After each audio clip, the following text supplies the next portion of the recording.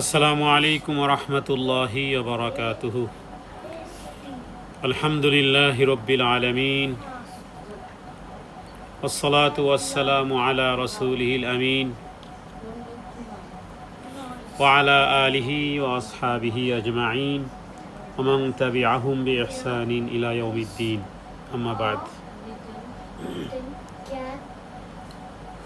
রব্বি ইশরাহ লি সাদরি ওয়া ইয়াসসির লি আমরি ওয়াহলুল উকদাতাম মিন লিসানি ইয়াফকাহু কওলি। রব্বি জিদনি ইলমা রব্বি জিদনি ইলমান নাফিআ রব্বি জিদনি ইলমান নাফিআন ফাহমান কামিলা। সমস্ত প্রশংসা আল্লাহ সুবহানাহু ওয়া তাআলার জন্যই।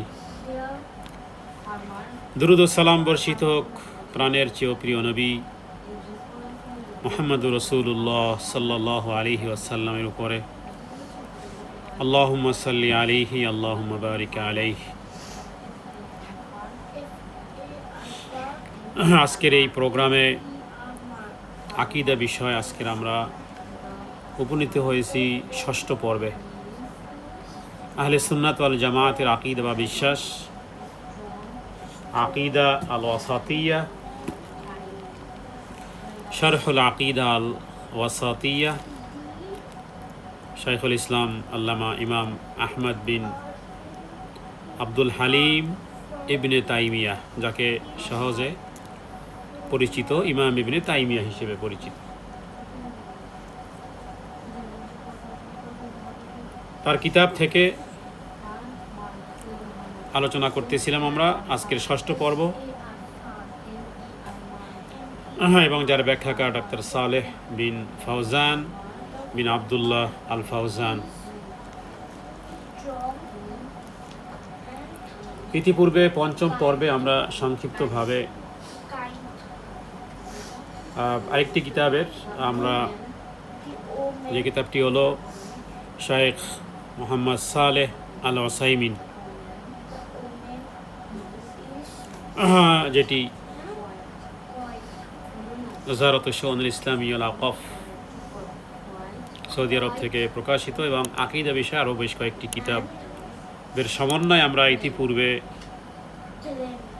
5টি পর্বে বেশ কিছু আলোচনা পেশ করেছি আল্লাহ তাআলার তৌফিকে, এবং আল্লাহ তাআলার তৌফিকে আপনারাও শ্রবণ করতে সক্ষম হয়েছেন। আজকের এই ষষ্ঠ পর্বে আমরা কি বিশ্বাস করি এ বিষয়ে আলোচনা করার ইচ্ছা পোষণ করেছি। আল্লাহ তাআলা কালিমাতুল হক আমার জবানে যেন জারি করে দেন, আপনারাও যেন মন থেকে, হৃদয় থেকে হেদায়েতের উদ্দেশ্যে যেন শ্রবণ করতে পারেন। আল্লাহ তাআলা যেন মৃত্যুর আগে ওই ঈমান, ওই আকীদা, ওই বিশ্বাস নিয়ে কবরে যাওয়ার তৌফিক দান করেন, যাদের উপমা কোরআনুল কারীমে আল্লাহ তাআলা উল্লেখ করেছেন, ওয়াইদা কিলা লাহুম আমিনু কামা আমানান নাস। এর দ্বারা সাহাবায়ে কেরাম রিদওয়ানুল্লাহি তাআলা আলাইহিম আজমাইনদেরকে উল্লেখ করা হয়েছে। আমল কম হতে পারে, বেশি হতে পারে, খুব বেশিও আমল হতে পারে, কিন্তু আকীদা যদি সঠিক না হয় তাহলে আল্লাহ তাআলা সব কিছুকে নস্যাৎ করে দিবেন, নষ্ট করে দিবেন, ধ্বংস করে দিবেন। ইলা মা আমিলু মিন আমাল ফাজআলনাহু হাবাআম মানসুরা। ধুলোয় ধূসরিত করে দিবেন সমস্ত আমলকে। তাহলে প্রশ্ন হতে পারে যে আমল কি নষ্ট হয়? হয়। আকীদা যদি নষ্ট হয় আমল সব বরবাদ হয়। আকীদা যদি বিশুদ্ধ না হয় তাহলে কোনো দিন আমল বিশুদ্ধ হবে না। এক্স্যাক্টলি সুন্নাতের রিস্ট্রিকশনে আপনি আমল করতে পারেন, কিন্তু আকীদা যদি ভিন্ন হয় তাহলে খড়কুটোর মতনই আমল ভেসে যাবে, আল্লাহ তাআলার কাছে কোনো পাত্তা পাওয়া যাবে না। তাকদীরের প্রতি বিশ্বাস স্থাপন করা ঠিক এই আকীদার মধ্যে, ঈমানের 6টি রকমের মধ্যে এটা একটা বিষয়। ঈমানের এক্স্যাক্টলি ঈমানের দাবি করার কোনো সুযোগ থাকবে না। আল্লাহ তাআলা এই পৃথিবী সৃষ্টির আগে আল্লাহ সুবহানাহু ওয়া তাআলা আসমান জমিন সৃষ্টির 50,000 বৎসর পূর্বে আল্লাহ তাআলা পৃথিবীর সমস্ত কিছুর তাকদীরকে লিপিবদ্ধ করেছে। তার মানে আপনি আমি সৃষ্টি হইনি, আপনার আমার সৃষ্টির আগে, আমার মা বাবার সৃষ্টির আগে, দাদা দাদি সৃষ্টির আগে, তার পূর্বপুরুষ সৃষ্টির আগে, করতে করতে করতে করতে আদম আলাইহিস সালাতু ওয়াস সালাম সৃষ্টির আগে, হাওয়া আলাইহিস সালামের সৃষ্টির আগে, তার পূর্বে একটা জাতি সৃষ্টি করেছিলেন আল্লাহ তাআলা, জিন জাতি। মানব সৃষ্টির আগে আল্লাহ জিন জাতিকে সৃষ্টি করেছিলেন, ওই জিন জাতি সৃষ্টির আগে, এই আসমান জমিন বানানোর আগে, ফেরেশতাকুল সৃষ্টির আগে, জিবরাইল, মিকাইল, ইসরাফিল, মালাকুল মউত সহ বড় বড় ফেরেশতা সৃষ্টির আগে, সব কিছুর সৃষ্টির আগে এর পূর্বেও 50,000 বৎসর পূর্বে, চিন্তা করা যায় 50,000 বৎসর পূর্বে আল্লাহ সুবহানাহু ওয়া তাআলা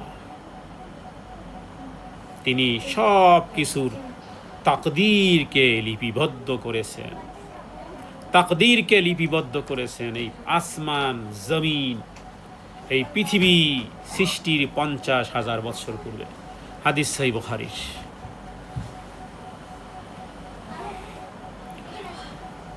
তাহলে যেহেতু এটা নিশ্চিত হওয়া গেল, তাহলে আর ডিপ্রেশন কেন? তাহলে এত চিন্তা ভাবনা কেন? আব্দুল্লাহ ইবনে আমর রাদিয়াল্লাহু তাআলা আনহু থেকে বর্ণিত, আব্দুল্লাহ ইবনে আমর তিনি বলেন যে রাসূলুল্লাহ সাল্লাল্লাহু আলাইহি ওয়াসাল্লাম বলেছেন, ইন্নাল্লাহা কাদ্দারা মাকাদিরাল খালাইকা ক্বাবলা আন ইয়াখলুকাস সামাওয়াতি ওয়াল আরদি বি50 আলফা সানাতিন। সহিহ বুখারীর হাদিস 3191। আল্লাহ তাআলা আসমান এবং জমিন সৃষ্টির 50,000 বৎসর পূর্বে সমস্ত মাখলুকাতের তাকদীরকে আল্লাহ তাআলা লিপিবদ্ধ করেছেন। এরপরে ওখানে লিপিবদ্ধ হয়েছে, প্রথম ধাপে লিপিবদ্ধ হয়েছে, সংযোজন বিয়োজন ছাড়াই লিপিবদ্ধ হয়েছে। ওটাকে আবার নূতন করে ফরমান, মায়ের পেটে 120 দিন পরে আবার সেটাকে নূতন করে ওটাই আসে। নূতন বার্তা নয়, ওখানে যে বার্তা লিখিত হয়েছে সে বার্তাকে ধাপে ধাপে ধাপে ধাপে, কারণ ওখানে মরণ পর্যন্ত লেখা আসতে, মরণ তার জন্মের, মানুষ যে 60 বছর বাঁচে, তো 60 বছর বাঁচার পরে না তারপর মরণ আসবে, কিন্তু লেখা তো হয়েছে ওইখানে।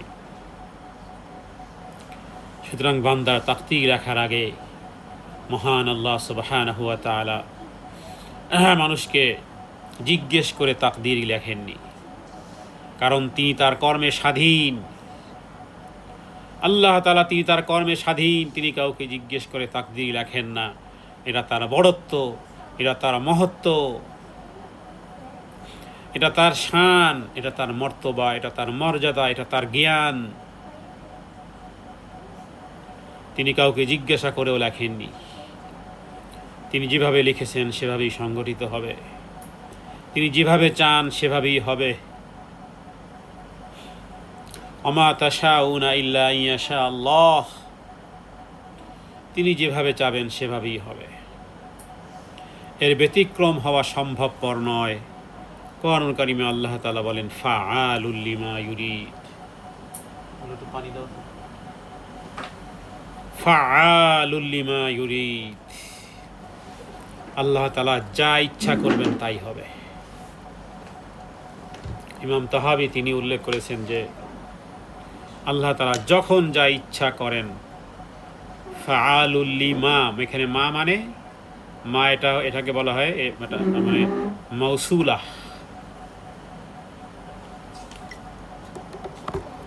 মায়ে মৌসুলা। এর অর্থ হলো আল্লাহ তাআলা যা করার ইচ্ছা করবেন সবই তিনি করতে পারেন, করেন। তার কাজের সাথে সম্পৃক্ত ইচ্ছার ব্যাপার, তিনি বান্দার কাজের সাথে তিনি যেটা ইচ্ছা করবেন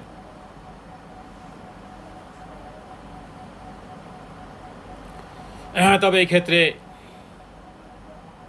তার যে ইচ্ছা, আল্লাহ তাআলার যে ইচ্ছা বান্দার কাজের সাথে সম্পৃক্ত, তার জন্য রয়েছে আরেক অবস্থা, মানে বান্দা থেকে তিনি যে কাজ সম্পাদিত হওয়ার ইচ্ছা করেন, কিন্তু নিজের পক্ষ হতে বান্দাকে যদি উক্ত কাজ করতে সাহায্য না করেন এবং বান্দাকে কর্ম বাস্তবায়নকারী না বানান, তাহলে সেই কাজ সংগঠিত হয় না। আল্লাহ তাআলা ইচ্ছা করলে কত কত অনভিজ্ঞ অথবা আলেম নন এমনদেরকে দিয়েও আল্লাহ তাআলা দাইল আল্লাহর কাজ করা। আবার কতজন আলেম তারপরও দাওয়াতের কাজ করতে পারে না। আল্লাহ তাআলা ইচ্ছা করলে তিনি করাতে পারেন। কাউকে কাউকে আল্লাহ তাআলা এইভাবে করে সাহায্য করেন, কর্ম বাস্তবায়নকারী আল্লাহ তাআলা বানান। যদি আল্লাহ তাআলা না বানাতেন তার দ্বারা ওই কাজ হতো না, যদিও তিনি শরীয়তগত দিক থেকে তার ইচ্ছা করেন, কিন্তু বান্দাকে কর্ম সম্পাদনকারী না বানানো পর্যন্ত সেই কাজ সংগঠিত বান্দার দ্বারা হয় না। এই কারণে সহজভাবে তাকদীরকে যদি একেবারে মিনিমাইজ করতে করতে করতে করতে যদি আমরা 2-3টি কথার মধ্যে নিয়ে আসি, তাহলে এইভাবে বলা যেতে পারে যে পৃথিবীতে যা কিছু ভালো তা আল্লাহ তাআলার তৌফিকে করা সম্ভবপর হয়েছে। কারণ ভালো কাজ অনেকেই জানে কিন্তু করতে পারে না। দান সদকা অনেকেই জানে ভালো কাজ, এটা কে বলবে খারাপ কাজ? বিধর্মীরাও কি বলবে যে মানুষের উপকার করা এটা খারাপ কাজ? এটা পশু বুঝে যে কাউকে উপকার করা, কিন্তু অনেকে করতে পারে না, বরং ক্ষতিই করে, সারাদিন ক্ষতির চিন্তায় থাকে। তাহলে যা কিছু ভালো কাজ এটা আল্লাহ তাআলার পক্ষ থেকে তার তৌফিক অনুযায়ী হয়, আর যা কিছু মন্দ এটা নিজের দিকে দোষ চাপাতে হয়, কারণ আল্লাহ তাআলার দিকে খারাপের কোনো নিসবত করা যায় না, হারাম। এই দুটি জিনিস যদি আমরা আমাদের হৃদয়তন্ত্রে রাখি, তাহলে মোটামুটি 50% তাকদীর বুঝা এবং আত্মসমর্পণ করা আসলে মোটামুটি সঠিক একটা জায়গাতে থাকা যাবে। এর চেয়ে অতিরিক্ত করলে আবার কেউ কেউ বিভ্রান্ত হতে পারে।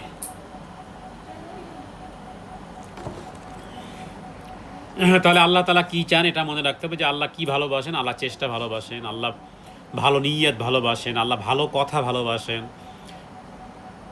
তাহলে আল্লাহ তাআলা যেটা ভালোবাসেন সেটা আমি কেন করব না, সেটার জন্য চেষ্টা করা এবং সেই চেষ্টার জন্য রবের কাছে তৌফিক কামনা করা। আমরা ফিরে আসি আমাদের পূর্বের আলোচনাতে, যে আমরা আমাদের কনসেপ্ট কি আমরা কি বিশ্বাস করি। ইতিপূর্বে 5টি পর্বে আমরা বেশ কিছু আলোচনা করেছিলাম। আজকের এই 6ষ্ঠ পর্বে আমরা একটু পিছন থেকে শুরু করতে চাই। আওয়ার কনসেপ্ট নাম্বার 23, সেটা হলো যে আল্লাহ তাআলার জন্য মর্যাদা এবং যে দয়া এবং তার চেহারা ইত্যাদি বিষয় পূর্বে আলোচনা করেছিলাম। এখানে একটা বিষয় আমি মনে হয় অনেকবারই বলেছি, আবারও বারবার বলি, সেটা হলো যে আল্লাহ তাআলার জন্য যে সমস্ত সিফাতগুলো, যে সমস্ত গুণসমূহ, যে সমস্ত বৈশিষ্ট্যগুলো আল্লাহ তাআলার জন্য কোরআন এবং সুন্নাতে অসংখ্য অগণিত জায়গাতে লক্ষ কোটি কোটি বিষয়গুলো আছে, সেগুলো যেন একমাত্র, শুধুমাত্র, অনলি ওয়ান, একমাত্র, কেবলমাত্র, শুধুমাত্র আল্লাহ সুবহানাহু ওয়া তাআলার জন্যই যেন নির্ধারিত করি। এমনকি সেই গুণে কখনো মুহাম্মদ সাল্লাল্লাহু আলাইহি ওয়াসাল্লামকেও গুণান্বিত করা যাবে না। এই বিষয়টা যদি বুঝি তাহলে আর অনেক অজনসিহাতের প্রয়োজন হয় না। যে মুহাম্মদ সাল্লাল্লাহু আলাইহি সাল্লামের জন্যই যদি ওই কথা না বলা যায়, তাহলে আর এর পিছনে নিচে আর কার জন্য আমরা ওই শব্দ ব্যবহার করতে পারি। এটা হলো তাওহীদের অ্যাট দ্য টপ লেভেলের একটি বিষয়।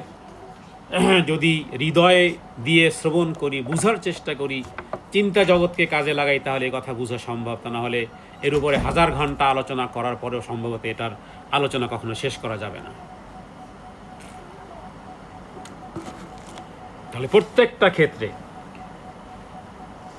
যদি বলি দয়া তো একজন মাও করে, সন্তানের জন্য দয়া পরবশ হয়। অফিসের বস আপনার প্রতি দয়া পরবশ হয়, ওস্তাদ আপনার প্রতি দয়া পরবশ হয়, স্বামী স্ত্রী সম্পর্কের মধ্যে একে অপরের প্রতি দয়া অনুগ্রহ থাকে, সন্তান হিসেবে মা বাবা এবং সন্তানের মধ্যে সম্পর্কের মধ্যে দয়া থাকে, অনুগ্রহ থাকে। একটা ছোট্ট আপনার ঘরের একটা ছোট্ট প্রাণীর প্রতিও আপনার দয়া অনুগ্রহ আছে, আপনার ঘরের মুরগি, হাঁস মুরগি, গরু ছাগল ইত্যাদির প্রতি আপনার দয়া থাকে, বিধাতা তাদের খাবার দাবার, পানি ইত্যাদি গুলো দেন। কিন্তু মনে রাখতে হবে যে আল্লাহ সুবহানাহু ওয়া তাআলার জন্য যে দয়া, সেই দয়ার কোনো চিত্র, সেই দয়ার কোনো রূপ এই পৃথিবীতে নেই, এটা হওয়াও সম্ভবপর নয়। তার মানে রবের দয়া হলো এমন এক দয়া যার কোনো এক্সপ্লেইন হয় না, যার কোনো ব্যাখ্যা দেয়া যায় না, শুধু একটা ভাবার্থ, একটা কপি, একটা বুঝা, যেটা স্বাভাবিকভাবে অনেক ক্ষেত্রে মা এবং সন্তানের ভালোবাসার ক্ষেত্রে অনেক সময় হাদিসে উপমা দেওয়া হয় যে একজন মা তার সন্তানকে যতটুকু ভালোবাসে, পৃথিবীর সমস্ত মায়েরা তাদের সন্তানকে যতটুকু ভালোবাসে, পৃথিবীর সমস্ত মায়েরা, সমস্ত মাখলুকাতের মায়েরা, তার মানে গরু তার বাচ্চাকে যেভাবে ভালোবাসে, একটা মুরগি তার বাচ্চাকে যেভাবে ভালোবাসে, একটা ঘোড়া তার বাচ্চাকে যেভাবে করে ভালোবাসে, পৃথিবীতে ভালোবাসা কার নেই আপনি জানেন? এমন কোনো পৃথিবীতে, শুধু আমার গবেষণায় শুধুমাত্র মাকড়াসা হলো এমন একটা প্রাণী যে বাচ্চারা মাকে খেয়ে ফেলে, বাস। এছাড়া আমি আমার জানা মতে আর কোনো প্রাণী সম্পর্কে আমার ওই জ্ঞান নেই। শুধু মাকড়াসা সম্পর্কে জানি যে মাকড়াসা আর যে বাচ্চারা, মানে মূল মাকড়াসার যে বাচ্চারা, ওই বাচ্চারা মাকে খেয়ে ফেলে। কিন্তু মা বেচারা কিন্তু ঠিকই তার স্নেহ মমতা কিন্তু এই বাচ্চাদেরকে দিয়েছে, মানে মা মায়ের কাজ করেছে, সন্তান সন্তানের কাজ করেনি। তাহলে পৃথিবীতে এই দয়াগুলো আছে। তাহলে আল্লাহ তাআলা এই ভালোবাসাকে যদি বলা যায় যে এটা হলো 100 ভাগের 1 ভাগ মায়া, 100 ভাগের 1 ভাগ মায়া পৃথিবীর সমস্ত মাখলুকাত পেয়েছে, আর সেই ভালোবাসার দাবিতে মা তার সন্তানকে ভালোবাসে, জীবন পর্যন্ত দিয়ে দিতে কোনো কুণ্ঠাবোধ করে না। আর এই রকমের 99 ভাগ ভালোবাসা আল্লাহ সুবহানাহু ওয়া তাআলার কাছে আছে। আপনি 1 ভাগই তো এক্সপ্লেন করতে পারবেন না, পারবেন কেউ? পৃথিবীতে মায়ের ভালোবাসা, স্বামীর ভালোবাসা, স্ত্রীর ভালোবাসা, আরও কত রকমের ভালোবাসার গল্প পৃথিবীতে, নাটক, সিনেমা, গল্প, কবিতা, আবৃত্তি, এই ফেসবুক, ইউটিউব, এগুলো কি সবই তো এরই একটা রূপকার বলা যেতে পারে। এগুলোই ভাইরাল, এগুলো ভালো চলে মার্কেটে। ভালোবাসার গল্প থাকলে সেটা ভালো চলে। তাহলে এটা কতটুকু ভালোবাসার? টোটাল ভালোবাসার 100 ভাগের 1 ভাগ গোটা পৃথিবীর মাখলুকাতের মধ্যে আল্লাহ ছড়িয়ে দিয়েছেন। তাহলে পৃথিবীর সমস্ত মাখলুকাতের যে মায়েরা আছে, সেটা মানুষের মা হতে পারে, সেটা পশুর মা হতে পারে, সেটা ইঁদুরেরও মা হতে পারে, বিড়ালেরও মা হতে পারে, বাঘিনীর মা হতে পারে, ক্যাঙ্গারু মা হতে পারে। সমস্ত মায়েরা যেই ভালোবাসা তার সন্তানদেরকে দেখায়, এটা 100 ভাগের 1 ভাগ গোটা পৃথিবীর মাখলুকাতের মধ্যে ডিস্ট্রিবিউশন করে দেওয়া হয়েছে। বাকি 99 ভাগ কার কাছে আছে? আল্লাহ সুবহানাহু ওয়া তাআলার কাছে আছে। তাহলে এটা কখনো কি ব্যাখ্যা করা কোনো মানুষের পক্ষে সম্ভব বলুন? ঠিক এইভাবে বুঝতে হবে আল্লাহ সুবহানাহু ওয়া তাআলার জন্য যে সমস্ত নাম সমূহ আল্লাহ তাআলা নির্ধারণ করেছেন, যে সমস্ত আসমা ও সিফাত আল্লাহ তাআলা নির্ধারণ করেছেন, সেটার আপনি কয়টা জানেন? যে কয়টাই জানেন, 8-10টা তো জানিনি, কমপক্ষে 2-4-5টা তো জানিনি। আর রহমান, আর রহিম, আল মালিক, আল কুদ্দুস, আস সালাম, আল মুমিন, এগুলো তো জানিনি মোটামুটি, একেবারে কম হলো 5-10টা সবারই জানা আছে। তাহলে সেটার সাথে পৃথিবীর আর কোনো উদাহরণ, কোনো এক্সাম্পল, কোনো মাখলুকাতের সাথে সেটা চলবে না। কারণ তাকে ওইভাবেই আলাদা করি এবং সেই গুণে মুহাম্মদ সাল্লাল্লাহু আলাইহি সাল্লামকে গুণান্বিত করা যাবে না। কারণ ওই গুণ শুধুমাত্র কেবলমাত্র একমাত্র অনলি ওয়ান আল্লাহ সুবহানাহু ওয়া তাআলার জন্য। সেই রবকে আমরা রব হিসেবে মেনে নিয়েছি। আমাদের সারাদিনের কাজকর্ম, সারাদিনের কথোপকথন, সারাদিনের থিঙ্কিং, সারাদিনের থট যদি রবের সাথে কানেক্টেড না হয়, তাহলে সেটা আমাদের জন্য পরকালে দুঃখের কারণ হবে। আপনারা বিভিন্ন মার্কেটে দেখেছেন যে এক ধরনের গাড়ি আছে, বাচ্চাদের প্লে জোনে গেলে দেখা যায় যে ওই গাড়িগুলো চলে, কিন্তু উপরের দিকে একটা ছোট্ট একটা তার ওই উপরের ওই ইর সাথে কানেক্টেড আছে। বা যে সমস্ত ট্রেনগুলো চলে, ইলেকট্রিক ট্রেনগুলো চলে, ওগুলোর সাথে উপরে একটা জায়গাতে কানেক্টেড আছে, মানে পাওয়ার হাউসের সাথে কানেক্টেড আছে বিধায় আপনার ফ্যান ঘুরতেছে। আচ্ছা, পাওয়ার হাউসের সাথে যদি কানেক্টেড মুহূর্তে 1 সেকেন্ডের জন্য যদি বন্ধ হয়, তাহলে আপনার ঘরও কিন্তু ডিসকানেক্ট। মূল পাওয়ার হাউসের সাথে কানেক্টেড আছে তো চলে। তো ওই গাড়িগুলো ঠিক এইভাবে করে কানেক্টেড আছে বিধায়গুলো চলতেছে, ডিসকানেক্ট হয়ে গেলে ওখানেই দাঁড়িয়ে যাবে। পাওয়ার হাউসের সাথে আপনার ঘরের ইলেকট্রিসিটির কানেক্টেড আছে বিধায় চলতেছে, মূল পাওয়ার হাউসের সাথে ডিসকানেক্ট হয়ে গেছে তো বাস স্তব্ধ হয়ে যাবে। আমাদের দৈনন্দিন জীবনের যাবতীয় কাজকর্ম যদি রবের সাথে কানেক্টেড হয়, হ্যাঁ, রবের সন্তুষ্টি হয়, রবকে স্মরণে রেখে হয়, সুন্নাহ অনুযায়ী হয়, যদি রবের সাথে কানেক্টেড হয়, হ্যাঁ, তাহলে সেটা আমাদেরকে আল্লাহর সন্তুষ্টির জান্নাত পর্যন্ত পৌঁছাবে। আর যদি এমন এবং কথা এবং এমন কাজ, যেমন স্বাভাবিকভাবেই আমরা কোরআন থেকে ছোট্ট উদাহরণ দিলে, বড় উদাহরণের প্রয়োজনীয়তা নেই, ছোট্ট উদাহরণ দিলে আমরা আরও সহজভাবে মনে রাখতে পারবো। সেটা হলো, যেমন আল্লাহ তাআলা চিৎকার চিল্লাচিল্লি পছন্দ করেন না, শাউটিংটা আল্লাহ পছন্দ করেন না, যদিও আমরা শাউটিং করে ফেলি। শাউটিং আল্লাহ পছন্দ করেন না।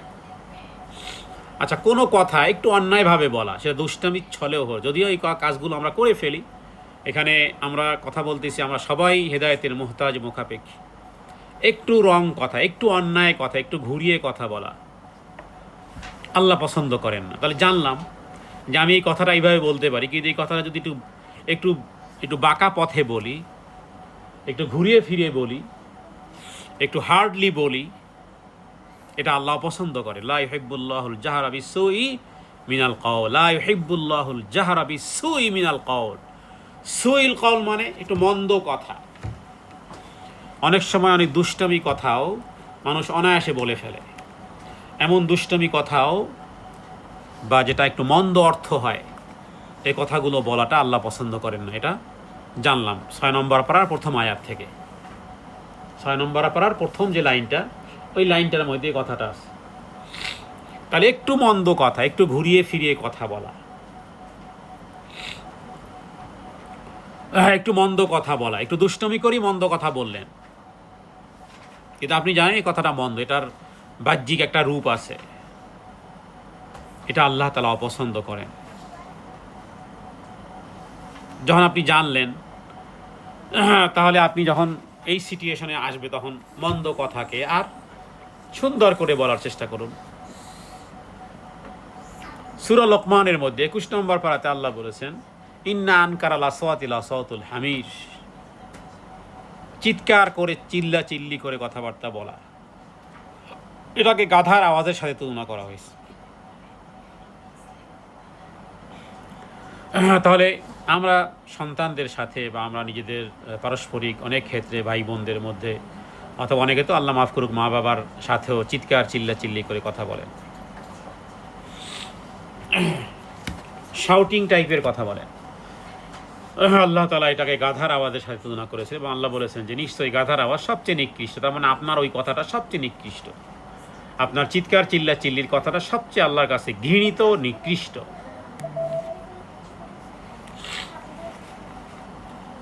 তাহলে যে কথা বলতেছিলাম, আমার কনসেপ্ট নাম্বার 23, যে একমাত্র আমরা বিশ্বাস করি আল্লাহ সুবহানাহু ওয়া তাআলার জন্য যে দয়া, যে গুণ, যা কিছু উল্লেখ করা হয়েছে সেগুলো একমাত্র তার জন্যই খাস।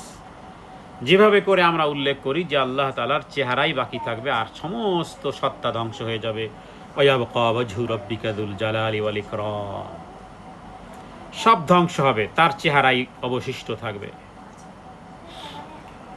24 নম্বর আমার কনসেপ্ট হলো যে আমরা বিশ্বাস করি আল্লাহ সুবহানাহু ওয়া তাআলার জন্য সম্মানিত দুটি হাতের কথা আল্লাহ উল্লেখ করেছেন, দুটি হাতের কথা আমরা স্বীকার করব।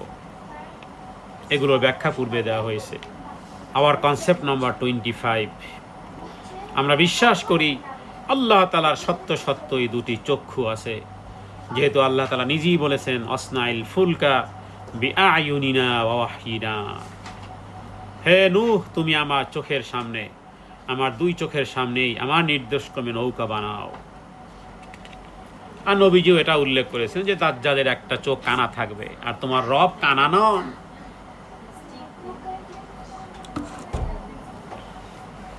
দাজ্জাল সে কানা দাজ্জাল, এক চোখ অন্ধ থাকবে, আর তোমাদের প্রতিপালক কিন্তু কখনো কানা নন। আমরা বিশ্বাস করি আওয়ার কনসেপ্ট নাম্বার 26, লা তুদরিকুহুল আবসার ওয়া হুয়া ইদরিকুল আবসার ওয়া হুয়াল লাতীফুল খাবীর। আল্লাহ তাআলাকে কারো দৃষ্টি পরিবেষ্টন করতে পারবে না, অথচ তিনি আল্লাহ সকল দৃষ্টিকে পরিবেষ্টন করবেন। এটা এইভাবে বলেছিলাম, জান্নাতে আমরা দেখব, কিন্তু আল্লাহ তাআলার পূর্ণ সত্তাকে, মানে দেখতে কোনো অসুবিধা হবে না, সে হাদিসগুলো তো বুখারী মুসলিমে আছে, কিন্তু এক্স্যাক্টলি এটা ব্যাখ্যা গত সপ্তাহে দিয়েছিলাম যে এক্স্যাক্টলি একজন মানুষের, আপনি আপনার যাকে নিয়ে সংসার করতেছেন, স্বামী হোক স্ত্রী হোক, আপনি কি তার গোটা অবয়বের এক্স্যাক্টলি আসল রূপকে আমরা কখনো দেখি? বুঝি না তো। অনেক সময় দেখা যায় এরকমের হয় যে দেখতে ভালো লাগতেছে, আবার দেখতে বিশ্রী লাগতেছে, দেখতে খারাপ লাগতেছে, দেখতে অনাকর্ষণীয় লাগতেছে, আবার দেখতে আকর্ষণীয়। তো আমাদের একজন ব্যক্তি কেন্দ্রিকই বিভিন্ন রূপ হয়ে যায়। তার মানে এক্স্যাক্টলি আপনি আপনার সন্তানকেই পরিমাপ করতে পারেন না। কখনো কখনো সন্তানের ওই জায়গাটা, এমন জায়গাটা যেটা আপনি দেখতে পারতেছেন না, অথবা হাতটাকে এখন দেখছেন একরকমের, অন্য সময় লাগতেছে আরো সুন্দর, অন্য সময় আরো ভালো লাগতেছে, অন্য সময় এই যে বিভিন্ন রূপ। তার মানে কি আপনি আপনার সন্তানকেই আপনার দৃষ্টি দিয়ে পরিবেষ্টন করতে পারেন না, রবকে কিভাবে করবেন? কশ্চিনকালেও কোনো দিন সম্ভবপর নয়। তবে আমরা বিশ্বাস করি কিয়ামতের দিন জান্নাতে আমরা আল্লাহ তাআলাকে দেখব। মুমিনগণ তার প্রতিপালককে দেখবে। উজুহু ইয়াওমাইযিন নাযিরা ইলা রাব্বিহা নাযিরা। যারা দেখবে সেদিন তাদের মুখ উজ্জ্বল হবে, আর যারা দেখতে পাবে না তাদের চেহারা কদাচার চেহারা হবে। সুতরাং দুনিয়ায় সুন্দর চেহারা, ভালো চেহারা, উত্তম চেহারা, কালো চেহারা, শুভ্র চেহারা, এটা অস্থায়ী রূপ, এটা আর্টিফিশিয়াল রূপ। আসল চেহারা উজ্জ্বল হবে ওই নারী আর পুরুষের যারা কিয়ামতের দিন আল্লাহ সুবহানাহু ওয়া তাআলাকে দেখতে পাবে। মুখমণ্ডল সেদিন উজ্জ্বল হবে। উজুহু ইয়াওমাইযিন নাযিরা। কাদের চেহারা উজ্জ্বল হবে? ইলা রাব্বিহা নাযিরা। যারা তাদের রবের দিকে তাকাতে পারবে। রবের দিকে যারা তাকানোর সুযোগ পাবে তাদের চেহারাই উজ্জ্বল হবে। ওই নারী আর পুরুষের চেহারা চির উজ্জ্বল হবে, চির সৌন্দর্য হবে যারা তাদের রবকে দেখতে পাবে। সবাই রবকে দেখতে পাবে না। বেনামাজিরা রবকে দেখতে পারবে না, মুনাফিকরা রবকে দেখতে পারবে না। সুতরাং রবকে দেখার মাধ্যমে সত্যিকার অর্থেই সেই দিন চির উজ্জ্বল হবে, মুখমণ্ডল উজ্জ্বল হবে।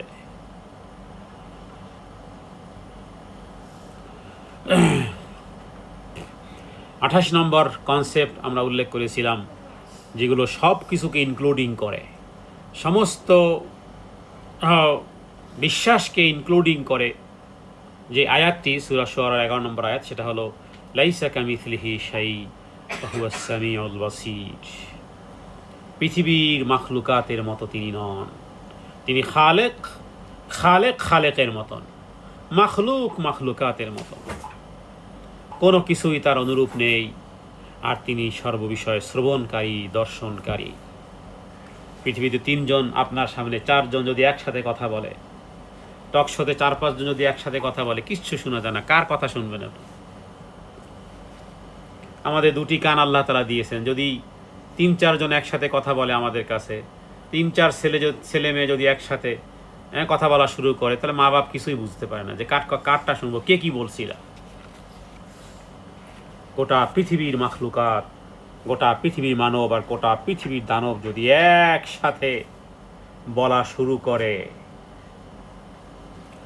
আল্লাহ সুবহানাহু ওয়া তাআলা প্রত্যেক মানবের, প্রত্যেক দানবের, প্রত্যেক মাখলুকাতের কথাকে, ভাষাকে সামঈয়াতে তিনি ওইভাবে শুনেন যেমন নাকি আমরা একজন একজন করে শুনি, তার চেয়ে আরো উত্তমভাবে তিনি শ্রবণ করেন, কারণ তিনি হলেন সামি', তিনি ওইভাবে দেখেন। তাহলে আল্লাহ তাআলার জন্য ঠিক এইভাবে তার জন্য সিফাতসমূহকে নির্দিষ্ট করে তাকে ডাকতে হবে, বলতে হবে, হে রাজ্জাক, তোমার চেয়ে বড় রাজ্জাক আর কেউ নেই। হে দয়াময়, তোমার চেয়ে দয়াময় আর কেউ নেই। তোমার চেয়ে করুণাগামী আর কেউ নেই। তোমার মতন গফুর গফফার, তোমার মতো আর কেউ নেই। কারণ তোমার মতো আর কেউ নেই এটাকে সব সিফাতের সাথে লাগাতে হবে।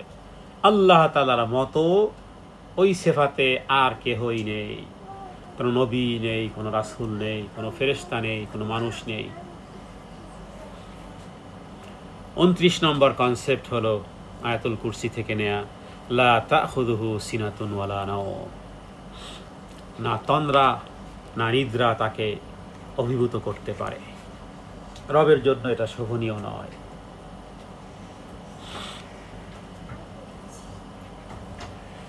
থার্টি নম্বর আওয়ার কনসেপ্ট হলো যে আল্লাহ তাআলা তিনি স্বীয় ইলম দ্বারা, জ্ঞান দ্বারা সব কিছুকে ঘিরে রেখেছেন এবং সূক্ষ্ম দৃষ্টিতেই রেখেছেন। সুতরাং তিনি তার বান্দার কোনো কাজকর্ম থেকে মোটেও উদাসীন নন।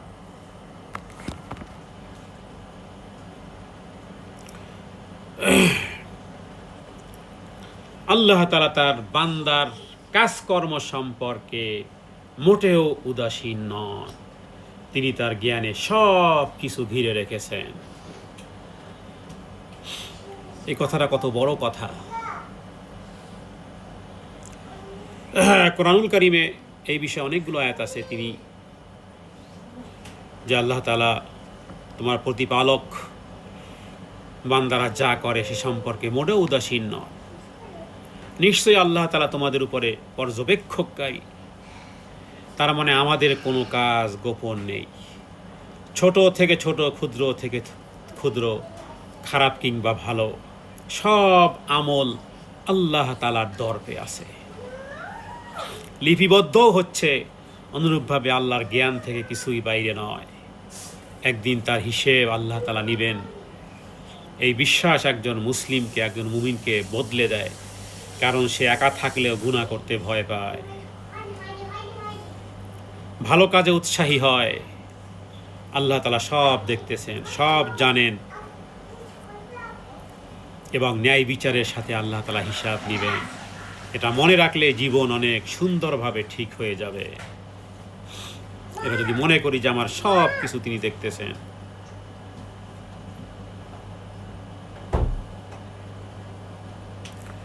এক একটি নসিহত আসলে এতটাই ব্যাপক, এগুলোর প্রত্যেকটির উপর গবেষণা করলে হেদায়েত নেওয়ার জন্য যথেষ্ট হয়ে যায়।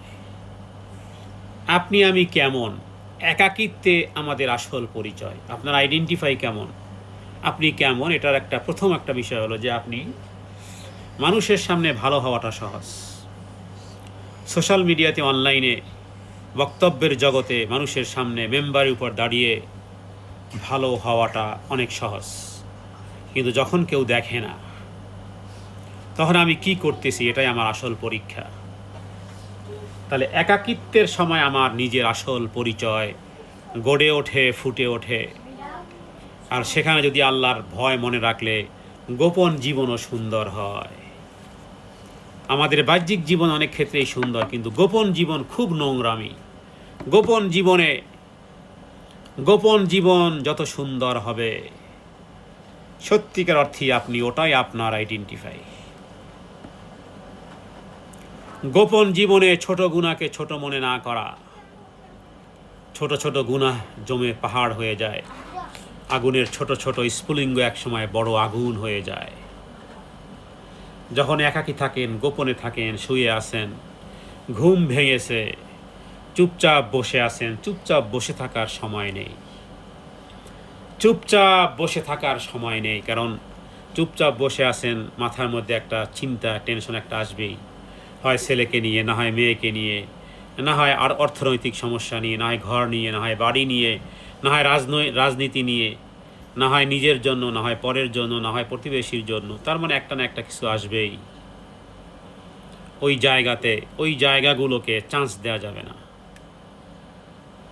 ওই জায়গায় বসাতে হবে, যেটা যা হবার হবেই হবে। বাস আমি তওবার মধ্যে ডুবে থাকি। হ্যাঁ, যত ভালো মানুষই আমরা হই না কেন, আবু বকরওয়ালা দিল, কেউ কি দাবি করতে পারবো যে আমি আবু বকরওয়ালা দিল, অমরওয়ালা দিল, ওসমান দিন নূরাইনের মতো দিল, আলীর মতো দিল, এটা কেউ মনে করতে পারবো? কিন্তু যতই ভালো মানুষই কেউ হোক না কেন, ভুল হবেই। কারণ রাসূলুল্লাহ সাল্লাল্লাহু আলাইহি ওয়াসাল্লাম বলেছেন, কুল্লু বানি আদম খাত্তা ওয়া খায়রুল খাত্তাইনা তাওয়াবুন।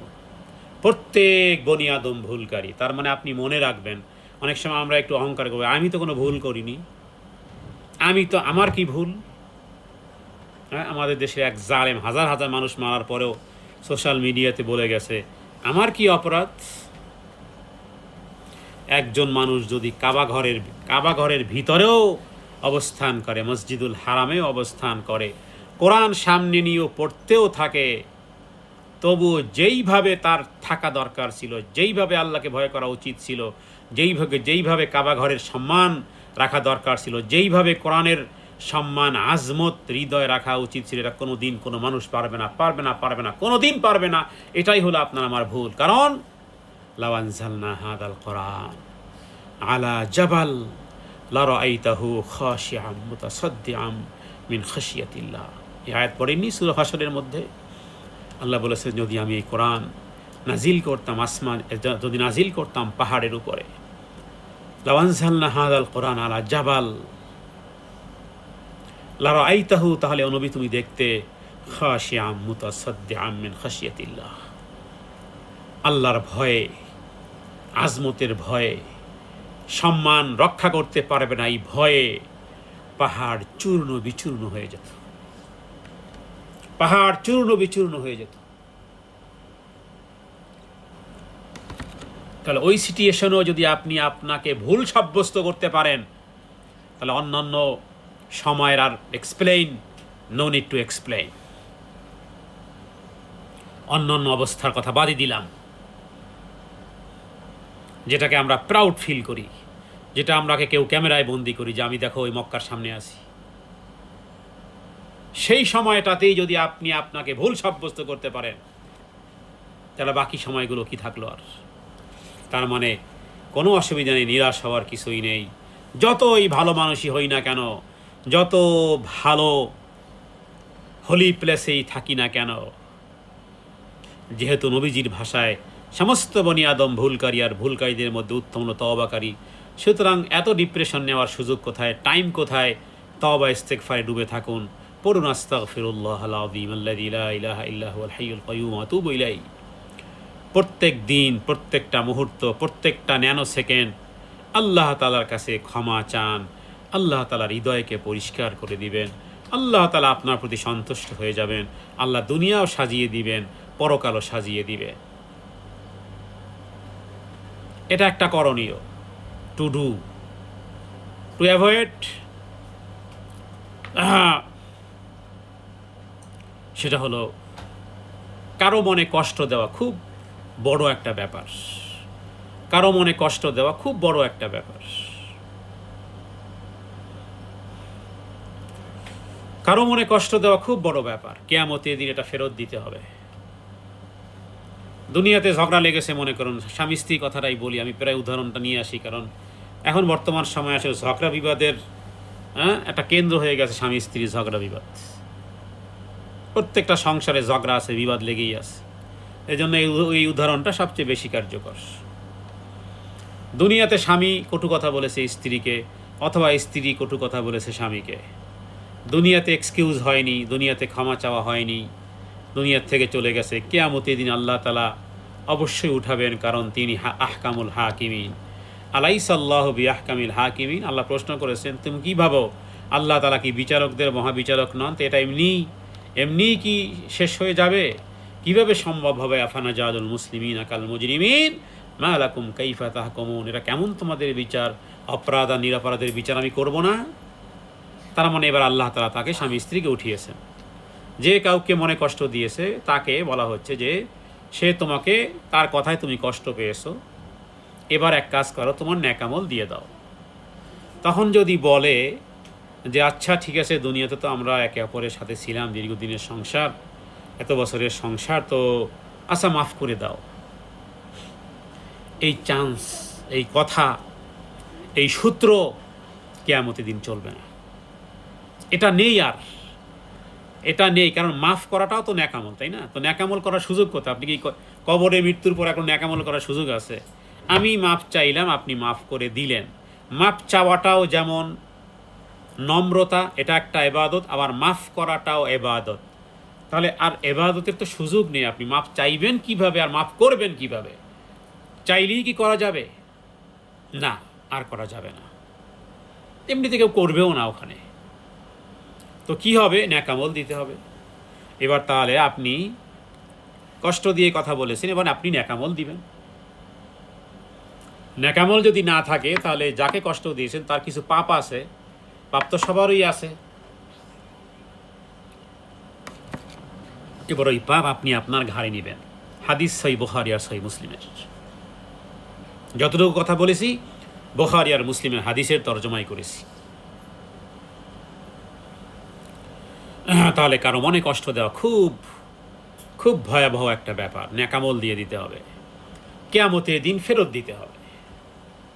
তাহলে আপনি বলেন, কিছু মানুষের আছে, অভ্যাসই আছে, বাজারে গেলে সবজি মার্কেটের থেকে শুরু করে, দোকানদার থেকে শুরু করে, রিক্সাওয়ালা থেকে শুরু করে সবার সাথে যেন ক্ষিপ্ত, মানে চরিত্রের মধ্যে এই রকমের আছে। সবাইকে ধমকানো, সবার সাথে রূঢ় আচরণ, সবার সাথে দুর্ব্যবহার, সবার সাথে খারাপ আচরণ। এটা আমাদের সমাজে, বিশেষ করে আমাদের বাংলাদেশের সোসাইটিতে এটাই মনে করা হয় যে একটা জ্ঞান, অথবা এটাকে মনে করা হয় যে সে চালাক। আরও কি কি হতে পারে আমার এই মুহূর্তে মনে আসতেছে না। যাই হোক, এই চরিত্র পাল্টাতে হবে। তাহলে কিয়ামতের দিন সমস্ত ন্যাকামল, এই রিক্সাওয়ালারে, এই সবজিওয়ালারে, এই টেম্পোওয়ালারে, এই দোকানদাররে, সবাইকে দিয়ে দিতে হবে। কি ন্যাকামল করেন আপনি? যেইভাবে করে দেওয়া শুরু করলে থাকবে কিছু আর আপনার? তো না থাকলে উপায় কি? না থাকলে ওই রিক্সাওয়ালার ঘাড়, রিক্সাওয়ালার পাপ, ওই টেম্পোওয়ালার পাপ, ওই বাসের হেল্পারের পাপ, বাসের কন্ট্রাক্টরের পাপ, দোকানদারের পাপ, ওই মাছ বাজারের মাছওয়ালার পাপ, সব আপনার ঘাড়ে আসবে। হাদিস বুখারী মুসলিমের।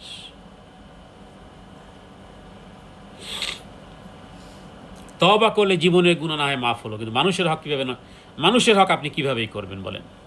ওটা তো তওবা করলে মাফ হয় না, ওটা তো তার কাছে ক্ষমা চাইতে হয়। তাহলে এবার আজকের থেকে যা করেছেন এবার সবার জন্য দোয়া করা শুরু করেন। মুক্তির একটা উপায় আছে। জীবনে যাদের সাথে খারাপ আচরণ করেছেন, আত্মীয় স্বজন বলেন, পাড়া প্রতিবেশী বলেন, বন্ধু বান্ধব বলেন, বিশেষ করে সংসারের লোকদের সাথে যে খারাপ আচরণ করেছেন, কারো কারো মনে হতে পারে যে মনে তাহলে একেবারে বোবা হয়ে যেতে হবে। হন না, কিছুদিন বোবা হন, কিছুদিন বয়রা হন। বয়রা মানে কানে কম শুনে না জানো। হন পরকালের জন্য, রবের জন্য, আখেরাতের চিন্তায়, কবরের চিন্তায়, পরকালের আমলকে সেভ জোনে রাখতে প্রয়োজনে বোবা হন, প্রয়োজনে বয়রা হয়ে যান, তারপরও থাকুক ন্যাকামল সেভ। রবের জন্য যদি একটু বোবা হন, বলতে পারেন বলতেছেন না আল্লাহর ভয়ে। রবের জন্য যদি একটু বয়রা হন, শুনেছেন উত্তর দিতে পারেন, কিন্তু প্রতি উত্তর করেন না আল্লাহর ভয়ে। আল্লাহ তাআলা এর মিষ্টতা আপনার অন্তরে, হৃদয়ে, দুনিয়াতে থাকা অবস্থাতেই, মৃত্যুর আগেই এর মিষ্টতা আপনার হৃদয়ে আল্লাহ অনুভব করাবেন। কারণ আল্লাহ তাআলার জন্য আপনি এই কম্প্রোমাইজ করেছেন। একাধিক হাদিসে বিষয়ে হাদিস রয়েছে, কোনো ব্যক্তি যদি কোনো কাজ যদি আল্লাহর সন্তুষ্টির জন্য যদি ছেড়ে দেয়, আল্লাহ তাআলা এর বিনিময় দুনিয়াতেও আল্লাহ তাআলা দিবেন। এ যা আল্লাহু মাখরাজান আল্লাহ তাআলা তার জন্য একটা এক্সিট বের করে দিবেন। তাহলে 30 নম্বর আবার কনসেপ্ট ছিল যে আল্লাহ তাআলা তিনি জ্ঞান, তার ইলম দিয়ে সব কিছুকে ঘিরে রেখেছেন।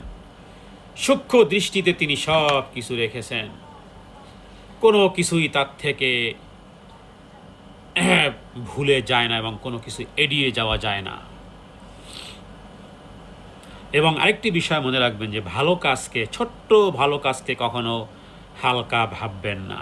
যেমন কারোর সাথে একটু হাসি দিয়ে কথা বলা, কাউকে একটু সুপরামর্শ দেওয়া, কারোর সাথে একটু ভালোভাবে কথা বলা, আল্লাহ সুবহানাহু ওয়া তাআলার কাছে এটা অনেক বড় আমল, অনেক বড় আমল। এটা সামান্য নয়। রাস্তা থেকে কষ্টদায়ক একটু বস্তু সরিয়ে দেওয়াটাও যদি ঈমানের একটা অংশ হয়। আবু দাউদে একটা হাদিস আছে, এক ব্যক্তি কোনো নেক আমল পাওয়া যায় না, পাওয়া গেছে একদিন রাস্তায় একটা গাছ পড়ে গেছে, দেখলো যে মানুষের কষ্ট হচ্ছে, বাড়ি থেকে কুড়াল এনেছে, কুড়াল এনে গাছটাকে কেটেছে, রাস্তা পরিষ্কার করে দিয়েছে, বাস তার আমল নামাতে এই কাজটা পাওয়া গেছে, আল্লাহ তাআলা এর বিনিময়ে তাকে মাফ করে দিয়েছে। সুতরাং দুনিয়া স্থায়ী নয়। যে কিছু নিয়ে এত চিন্তা করি, যেই যত বড় মাস্টার প্ল্যান সাজাই না কেন, সব দিন এক শেষ হয়ে যাবে, সব একদিন শেষ হয়ে যাবে। কিন্তু এই যে এতক্ষণ যা বললাম, একটু ভালো কাজের একটু হাসি, ভালো কাজের একটু সাহায্য, ভালো একটি কথা, দ্বীনের জন্য, আল্লাহর সন্তুষ্টির জন্য অন্ধ হয়ে যাওয়া, বোবা হয়ে যাওয়া, বয়রা হয়ে যাওয়া, কার জন্য? রবের জন্য। বলতে পারতেন, বলেননি। ওটুকু এবার আপনার সাথে সঙ্গী হয়ে গেছে যেদিন আপনার নামের শেষে সবাই পড়েছে ইন্না লিল্লাহি ওয়া ইন্না ইলাইহি রাজিউন, অমুকে তো আর নেই। খবর আসলো অমুক আপা নেই, দুনিয়া থেকে চলে গেছেন, অমুক ভাই দুনিয়া থেকে চলে গেছে, আর নেই। ইন্না লিল্লাহি ওয়া ইন্না ইলাইহি রাজিউন। বাস ওই দিন আপনার সাথে এরা এসে গেছে। ওই যে একটু হাসি, ওই যে একটু সাহায্য, ওই যে একটু ভালো কথা, ওই যে শাউটিং না করা, ওই যে চিৎকার চিল্লাচিল্লি করে কথা না বলা, ওই যে দৈনিক আপনি সব ডিপ্রেশনের জায়গায় বসিয়েছিলেন তওবা, সমস্ত ডিপ্রেশনের জায়গায় বসিয়েছিলেন দুরুদ, বলেছিলেন টেনশন করার সময় নেই, আমি তওবা করি তো কুল পাই না, আমি নবীর দুরুদ পাঠ করি তো আমি শেষ করতে পারি না, আমি জিকির আজকার করি তো কুল পাই না, আমি ওগুলো নিয়ে ভাবনার সময় কোথায়। এবার যেদিন আপনার নামের শেষে এসেছে ইন্না লিল্লাহি ওয়া ইন্না ইলাইহি রাজিউন, মানুষ পড়েছে, ওই দিন সবাই উপস্থিত, সব একদিন শেষ হয়ে গেছে। এবার ওগুলো ওই আমল নামায় আপনার কবরে, আপনার হাসরে, মিজানে পুল সিরাতে আপনার সাথেই আছে। সুতরাং দৈনন্দিন কোরআনের সাথে সম্পর্ক গড়ুন, অল্প হলেও একটু বুঝে পড়ার চেষ্টা করুন, আল্লাহর উপর ভরসা রাখুন। কষ্ট আসবে, পরীক্ষা আসবে, মনে রাখতে হবে আল্লাহ কাউকে তার সামর্থ্যের বাইরে বোঝা চাপিয়ে দেন না। মনে রাখতে হবে যতটা আল্লাহকে আমরা মনে রাখবো, আল্লাহ তাআলা তার চেয়েও বেশি আমাকে সাহায্য করবেন। আমি যতটা আল্লাহকে স্মরণ করব, তার চেয়ে বেশি আল্লাহ তাআলা আমাকে স্মরণে রাখবেন। তাহলে বিন্দু থেকে বিন্দু, ক্ষুদ্র থেকে ক্ষুদ্র কোনো কিছুই আল্লাহর জ্ঞানের বাইরে থাকে না। এটা হলো আওয়ার কনসেপ্ট নম্বর 30। তিনি সব কিছুকে তার ইলম দ্বারা তিনি ঘিরে রেখেছেন, সূক্ষ্ম দৃষ্টিতে রেখেছেন। সুতরাং তিনি তার বান্দাদের কোনো কাজকর্ম থেকে মোটে উদাসীন নন। আল্লাহ তাআলা মোটেও উদাসীন নন।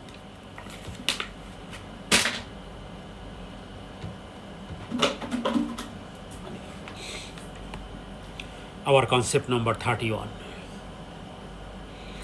আমরা বিশ্বাস করি আল্লাহ তাআলার পূর্ণ জ্ঞান এবং অসীম ক্ষমতা থাকার ফলে পৃথিবী এবং আসমান সমূহের কোনো কিছুই তাকে অক্ষম করতে পারে না। আবারও বলি, আল্লাহ তাআলার জ্ঞান এবং তার অসীম ক্ষমতা থাকার ফলে পৃথিবী এবং আসমান সমূহের কোনো কিছুই আল্লাহ তাআলাকে অক্ষম করতে পারে না। ইন্নামা আমরুহু ইযা আরাদা শাইআন আন ইয়াকুলা লাহু কুন ফায়াকুন। প্রত্যেকটা কথা গভীর আকীদার কথা যদি বুঝতে পারি, আর আল্লাহ তাআলার জ্ঞান যেমন সর্বব্যাপী তেমনি তার ক্ষমতা পরিপূর্ণ অসীম। সুতরাং আসমান জমিনের কোনো কিছুই তাকে দুর্বল বা অক্ষম করতে পারে না। এটা যদি বুঝি তাহলে আপনি কার ধারণা দিবেন? তিনি তো চাইলেই, তিনি কোনো কিছু চাইলেই তার নিয়ম হলো যে তিনি বলেন হ আর হয়ে যায় না। আপনি বলেন তো আল্লাহ তাআলা কেন চান না যে আমি কোটিপতি হয়ে যাই? আল্লাহ তাআলা যেটা মানুষের চাহিদা থাকে যে টাকা হলেই মনে হয় সমস্যা, টাকা হলেই মনে হয় সমস্যার সমাধান হবে।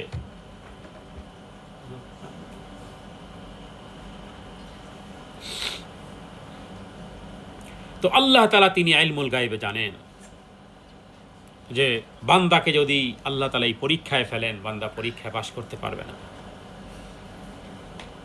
তো আল্লাহ তাআলা তিনি চাইলেই হন, চাইলেই হবে। শুধু তিনি কোনো কিছু যখন ইচ্ছা করেন তখন শুধু বলেন আর হও, আর সঙ্গে সঙ্গে হয়ে যায়।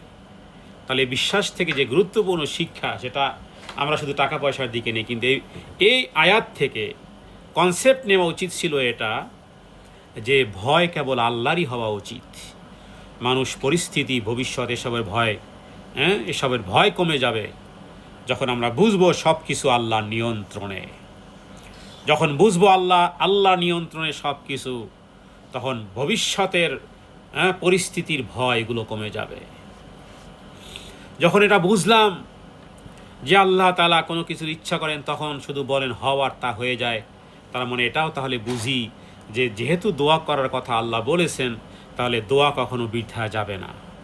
তুমি যা চাইতেছো, আমরা যা চাইতেছি, আল্লাহ তা দিতে এক্স্যাক্টলি সম্পূর্ণ সক্ষম। তবে সময় অনুযায়ী, হিকমা অনুযায়ী আল্লাহ তাআলা দেন। দেওয়াটা আল্লাহ হিকমা অনুযায়ী দেয়। ছোট একটা বাচ্চা মনে করুন, স্বাভাবিক সে হয়তো বা লাল জিলাপি দেখেছে, বাচ্চা খেতে চাচ্ছে লাল জিলাপি, কিন্তু বাবা মা তাকে বোঝাচ্ছে যে লাল জিলাপি এটা তোমার স্বাস্থ্যের জন্য ক্ষতিকর, দাঁতের জন্য ক্ষতিকর, ইত্যাদি ইত্যাদি।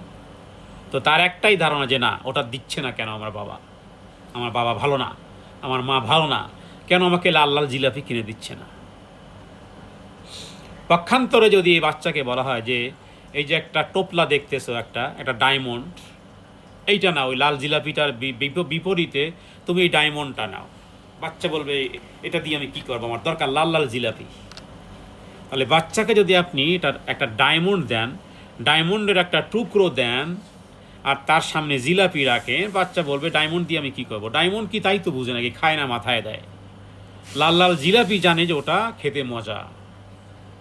তাহলে একটা বাচ্চা যেমন ডায়মন্ডকে নেওয়ার আগ্রহ দেখাবে না, সে ওই লাল লাল জিলাপি যেটা দেখেছে ওদিকে হাত বাড়াবে।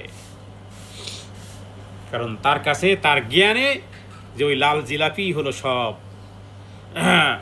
ভালো লাগার, টেস্টের মূল। কিন্তু এই ডায়মন্ড দিয়ে যে এই রকমের লক্ষ কেজি জিলাপি যে খরিদ করা যাবে, সেটা বাচ্চা জানে না। আল্লাহ তাআলার হিকমা অনুযায়ী বান্দাকে দেন। তাহলে এটা যখন জানলাম, তাহলে আমি আল্লাহ তাআলার কাছে যা চাইতেছি তিনি দিতে সক্ষম। দিচ্ছেন না কেন, কবে দিবেন, সেটা তার হিকমা অনুযায়ী, সময় অনুযায়ী। আমার চাইতে তো কোনো অসুবিধা নেই, দোয়া কখনো বৃথা যাবে না, যেহেতু আল্লাহ তাআলা পূর্ণ সক্ষম। বিপদে হতাশ হওয়া যাবে না, কারণ যে আল্লাহ তাআলা আসমান জমিন সৃষ্টি করেছেন তার কাছে সমস্যা কোনোই সমস্যাই না। আপনার আমার কাছে অনেক বড় সমস্যা। এত বড় সমস্যা কিভাবে উত্তীর্ণ হব, এত টাকার ঋণ, এত সমস্যা, শারীরিক এত সমস্যা, মানসিক এত সমস্যা, পরিবারে এত সমস্যা ইত্যাদি। আল্লাহর কাছে কোনো সমস্যাই সমস্যা নয়। যখন বুঝি আল্লাহ সব কিছু করতে পারেন, তখন তার অবাধ্য হতে মনে রাখতে হবে, ভয় থাকতে হবে। আশা হারানো যাবে না। যেই কোনো অবস্থায় আল্লাহ পরিস্থিতি বদলে দিতে পারেন মুহূর্তের মধ্যেই আল্লাহ তাআলা অবস্থা, সিচুয়েশন পরিবর্তন করে দিতে পারেন, কারণ ফাআলুল লিমা ইউরিদ। আজকের আলোচনা যেখান থেকে শুরু করেছিলাম সেখানে আবার ফাআলুল লিমা ইউরিদ।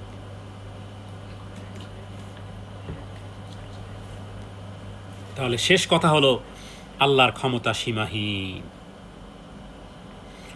আল্লাহ তাআলা তার জ্ঞান দিয়ে সব কিছু ঘিরে রাখেছেন, সুতরাং তার উপরই ভরসা রাখাই সবচেয়ে নিরাপদ ওয়ে। এটা হলো আকীদা। তাহলে এই আকীদার উপরে দৃঢ় থাকুন, তার উপরে পূর্ণ তাওয়াক্কুল করুন। Our concept number 32, আমরা বিশ্বাস করি যে আল্লাহ তাআলা তার পূর্ণ শক্তি আছে বিধায় অক্ষমতা, দুর্বলতা আল্লাহ তাআলাকে স্পর্শ করতে পারে না। তাহলে এটা আরেকটা কনসেপ্ট, 32 নম্বর কনসেপ্ট।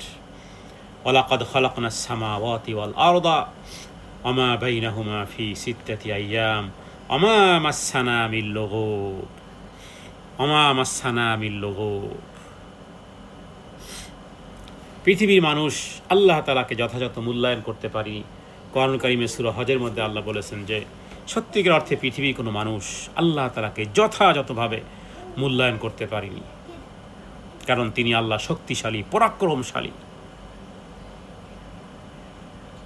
তাহলে আমরা বিশ্বাস করি আল্লাহ তাআলা পরিপূর্ণ শক্তির অধিকারী। অক্ষমতা, দুর্বলতা, ক্লান্তি, কোনো সীমাবদ্ধতা এ সমস্ত জিনিস কল্পনাও করা যায় না। তাহলে এই আকীদা শুধু জানার জন্য নয়, বরং জীবনে প্রভাব ফেলার জন্য। যেমন এই আকীদা আপনাকে কী করবে?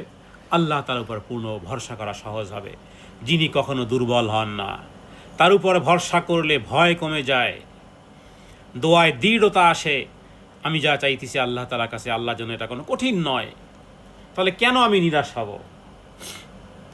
বিরত থাকা, গুনাহ থেকে বিরত থাকা সহজ হয় যখন বুঝি যে সব কিছু তিনি করতে সক্ষম। তখন তার অবাধ্য হতে ভয় থাকা উচিত। কষ্টের সময় ধৈর্য আসবে যে আল্লাহ তাআলা সব কিছুর মালিক, তিনি চাইলেই মুহূর্তে অবস্থা বদলে দিতে পারেন। অতএব নির্যাস করা কথা হলো যে আল্লাহর শক্তি পরিপূর্ণ, ব্যাস। আল্লাহ তাআলার শক্তির মধ্যে কোনো রকমের কমতি নেই, কোনো ঘাটতি নেই। সুতরাং তার উপর যে নির্ভর করতে পারবে সে মূলত আসলে একটা শক্ত অবস্থান তার কাছে। লুগুব মানে অমা মাসসানা মিন লুগুব, মানে কোনো ক্লান্তি, কোনো অক্ষমতা, কোনো অপারগতা আল্লাহ তাআলাকে স্পর্শ করে না। অথচ আমরা জন্মগ্রহণ করেছি, এরপরে মাঝখানে যৌবনের শক্তি ব্যবহার করেছি, আস্তে আস্তে করে সবাই আমরা দুর্বল হয়ে যাচ্ছি। এটা পৃথিবীর নিয়ম। বৃদ্ধ হয়ে যাচ্ছি, দিন দিন আমরা দুর্বল, ক্ষীণ হয়ে যাচ্ছি। আমাদের শক্তি, আমাদের মেজাজ, আমাদের ব্রেন, আমাদের স্মৃতিশক্তি আস্তে আস্তে আস্তে করে লোপ পেয়ে যাচ্ছে। তার মানে কবরের দিকে আমরা যাচ্ছি, এমন একটা ঘরের দিকে যাচ্ছি। কারো বাড়িতে কিছু গেলে আমরা এমনিতেই বলি যে কারো বাড়িতে খালি যাওয়া উচিত নয়, কিছু হলেও কিছু নিয়ে যাওয়া উচিত। এটা একটা সুন্নাত, যদিও কারো বাড়িতে খালি যাওয়া উচিত নয়। কবরও তো একটা বাড়ি, ওখানে কি নিয়ে যাবেন? একেবারে খালি হাতে যাবেন? দুনিয়াতেই কারো বাড়িতে যেতে আমাদের লজ্জাবোধ হয় যে খালি হাতে কেমনে যাই। অনেক সময় ধার ধর করে হলেও কিছু মিষ্টি, মিষ্টান্ন, কিছু জিনিসপত্র তাদের বাড়িতে নিয়ে উঠি। তাহলে কারো বাড়িতে, দুনিয়ায় কারো বাড়িতে যাওয়াটা, খালি হাতে যাওয়াটা সমীচীন নয়। কারো বাড়িতে খালি যাওয়াটা যেমন সমীচীন নয়, ভালো নয়, দেখতে ভালো লাগে না। কিছু নিয়ে যাওয়া উচিত। কবরের বাড়িতে যাবেন, কি নিয়ে যাবেন? খালি যাবেন? একেবারেই খালি হাতে যাবেন? কাফনে তো পকেট থাকে না, কারণ টাকা পয়সা নিয়ে যাওয়া যায় না, নিয়ে যাওয়ার দরকারও নেই। বরং আমল নিয়ে যান কবরের বাড়িতে। আমল নিয়ে যেতে হবে। আল কবরু বাইতুন কুল্লু নাসিন দাখিলু আল মাতু কাসিন কুল্লু নাসিন শারিবু। কবরের বাড়িতে আমরা কি কি নিয়ে যেতে পারি, যার মাধ্যমে কবরের ঘর শান্তিময় হবে? কারণ কবর হলো এমন এক ঘর যে ঘরে সবাইকে যেতেই হবে। মৃত্যু এমন এক পেয়ালা যা তাকে পান করতেই হবে। কবরের ঘরে টাকা, সম্পদ, পরিচয়, আইডেন্টিফাই, ন্যাশনালিটি, পাসপোর্ট, বাড়ি, কোঠা, দালান, শারীরিক সৌন্দর্য ইত্যাদি কোনো কিছুর আইডেন্টিফাই ইত্যাদি এগুলো কবরে চলে না। রাসূলুল্লাহ সাল্লাল্লাহু আলাইহি সাল্লাম বলেছেন, মৃত্যু ব্যক্তির সাথে তিনটি জিনিস যায়। মানুষ যখন মারা যায় তিনটি জিনিস টুগেদার যায়: তার পরিবার, তার পরিজন, তার আত্মীয় স্বজন, তার ছেলে মেয়ে, বন্ধু বান্ধব, আত্মীয় স্বজন, পাড়া প্রতিবেশী ইত্যাদি। কবর পর্যন্ত মৃত্যু ব্যক্তির সাথে তিনটি জিনিসের মধ্যে তার পরিবার, পরিজন, আত্মীয় স্বজন মানুষ যায়। এরপরে তার কিছু সম্পদও যায়, মনে করেন গাড়ি, বাড়ি ইত্যাদি, অথবা তার কাফনও হতে পারে তার সম্পদ।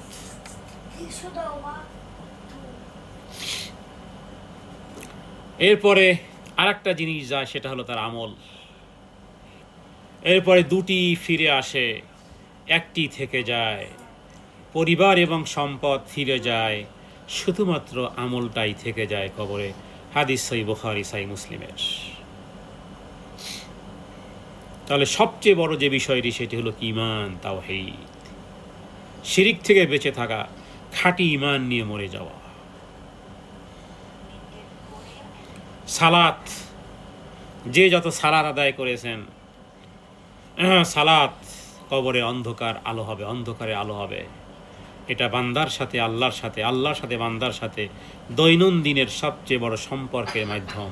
আমরা দৈনিক আল্লাহ তাআলার সাথে কথাবার্তা বলি, কিন্তু কি বলি কখনো কি খেয়াল করেছি? সেই বুখারীর হাদিস অনুযায়ী সূরা ফাতিহা পাঠ করা মানেই হলো আল্লাহ তাআলার সাথে কথাবার্তা বলা। তাহলে সালাত হলো কবরের অন্ধকারের আলো। কবর হবে নূরান্বিত। কোরআন তেলাওয়াত, অনেক দিক থেকে আযাব আসতে চাইবে, কিন্তু কোরআন যার জীবনে আছে, মাথার দিক থেকে কোরআন কি করবে? ওই আযাবকে বাধা প্রদান করবে, আযাবকে বাধা প্রদান করবে। কোরআনের সাথে সম্পর্ক কবরে উপকার দেবে। নিয়মিত পড়তে পারেন, নিয়মিত পড়ুন, নিয়মিত পড়তে না পারলে শ্রবণ করেন, কোরআনের দর্শে থাকেন। দৈনন্দিন আল্লাহ তাআলার দেওয়া দিন আর রাত থেকে 1 ঘন্টা 2 ঘন্টা হালাকায় থেকে পড়ে থাকেন, বাস। কিছু কিছু সাহাবায়ে কেরাম ছিল মসজিদে নববীতে পড়ে থাকতো, বাস, একেবারেই পড়ে থাকতো।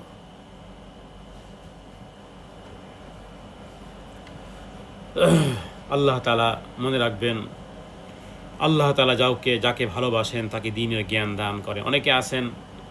অনেকে আছেন যারা হয়তো বা কখনো পড়েন না, কিন্তু হালাকার প্রতি এতটাই সংবেদনশীল যে কখন হালাকা হবে আগে থেকেই উপস্থিত থাকেন, শুনেন।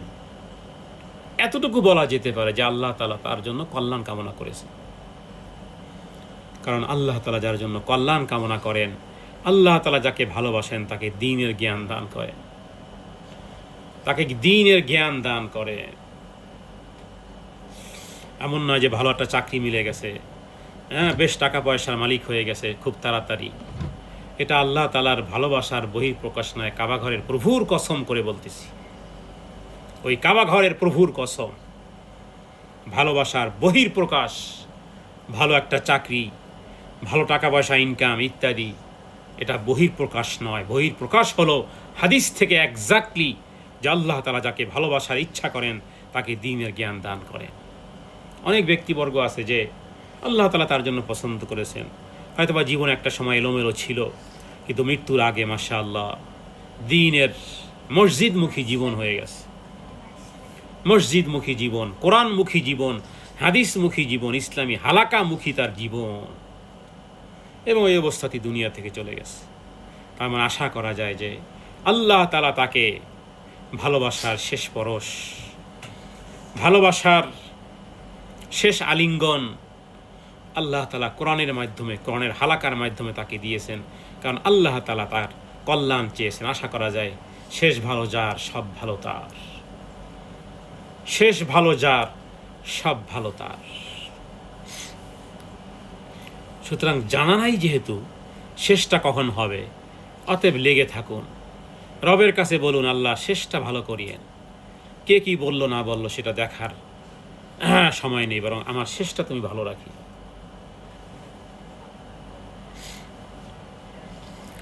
এরপরে কবরে যেগুলো আমাদের সাথে যাবে, যদি সম্ভবপর হয় 2-4 পয়সা সাদাকা করা। আপনি যদি বয়বৃদ্ধ হন, আপনার ছেলে মেয়ে যদি মোটামুটি একটু মিডিয়াম ক্লাসেরও হয়, হয়তো বা আপনাকে কিছু টাকা পয়সা দেয়, অথবা ছেলেকে বলেন, মেয়েকে বলেন যে বাবারে আমারে কিছু পয়সা করি দে, মেয়েটাকে বলেন যে মা তোর ভালো ইনকাম আমারে কিছু পয়সা করি দে। মেয়ে যদি জিজ্ঞেস করে মা কেন টাকা পয়সা লাগবে, বলবে যে আমি নিজ হাতে কিছু দান করতে চাই, আমার মন চায় আমি আল্লাহর রাস্তায় কিছু দান করি। কারণ দান কবরকে শীতল করে দেবে। দান কিয়ামতের দিন আল্লাহর আরশের ছায়াতলে স্থান করে দিবে। দানকারীর জন্য আল্লাহ তাআলা কিয়ামতের দিন তার জন্য স্পেশাল ছাতার ব্যবস্থা করবেন। এটাকে বলা হয় দানের ছায়া। আযিল্লা ইয়াওমা লা যিল্লা ইল্লা যিল্লুহু, কিয়ামতের দিন যেদিন কোনো ছায়া থাকবে না আল্লাহ তাআলার আরশের ছায়া ব্যতীত, সেদিন সুশীতল ছায়া আল্লাহ তাআলা দিবেন দানকারীকে। দান অপমৃত্যু থেকে বাঁচায়, দান রোগ ব্যাধি থেকে মুক্তি করে। দানের মাধ্যমে চিকিৎসা করা যায়, শরীরের চিকিৎসা হয় দানের মাধ্যমে, দানের মাধ্যমে আত্মার চিকিৎসা হয়, দানের মাধ্যমে অপমৃত্যু থেকে বাঁচবেন, অপমৃত্যু থেকে বাঁচবেন। দানের মাধ্যমে জাহান্নামের আগুনকে নির্বাপিত করা যায়।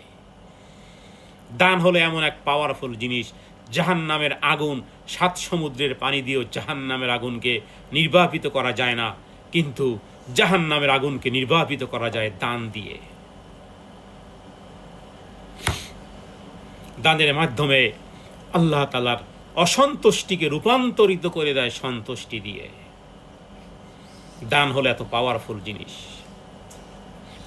ক্ষুদ্র ক্ষুদ্র করে করুন, চেষ্টা করুন।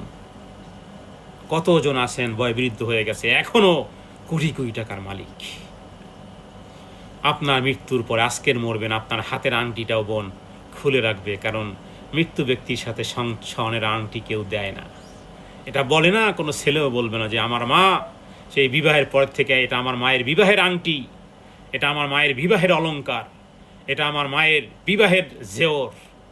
সুতরাং আমার মা 60-70 বছরে মারা গেছে, এত বছর যেই স্বর্ণের আংটিটা, চেইনটা ব্যবহার করছে, মায়ের সাথেই দিয়ে দাও।